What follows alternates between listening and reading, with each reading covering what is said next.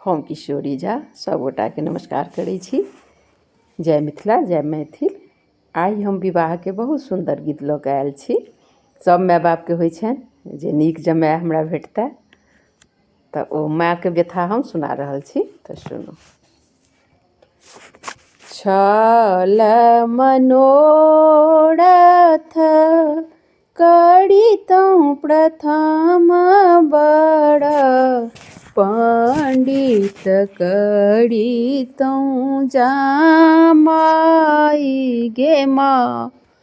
ई पंडित करितौं जमाई गे माँ। ई हमरो मनोरथ दैवो ने बुझलनि, जोहि लेल तपसी भिखारी गे माई। हमरो मनोरथ दैवो ने बुझला, जोहि लेल तपसी भिखारी गे माई।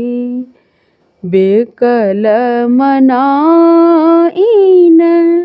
घर घर फिरती, आब किए करब उपाय गे माँ। ई बेकल मनाइन घर घर फिरती, आब किए करब उपाय गे माई। नाही ओहि बड़ के माए ने बाप छनि, नहीं छनि कुल परिवार गे माई। नहीं ओहि बड़ के माए न बाप छनि, नहीं छनि कुल परिवार गे माई। हमरो गौरी कोना सासुर बसती, के कहत निज संबाद गे माई। हमरो गौरी कोना सासुर बसती, के कहत निज संबाद गे माँ। ई बनहि विद्यापति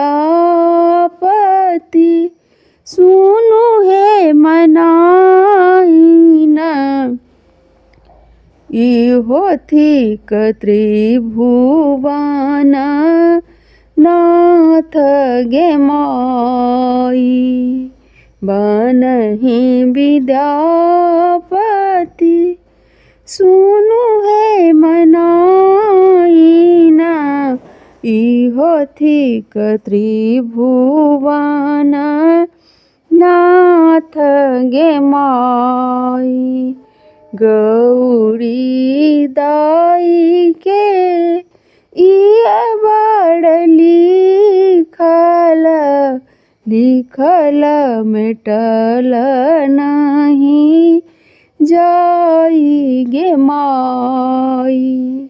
लिखल मेटल नहीं जाई गे माई। धन्यवाद। यदि नीक लागे तो हमार चैनल के सब्सक्राइब कऽ देबै, बेल आइकन के दबा देबै, लाइक और शेयर सेहो कऽ देबै। वीडियो देखऽ के लेल धन्यवाद।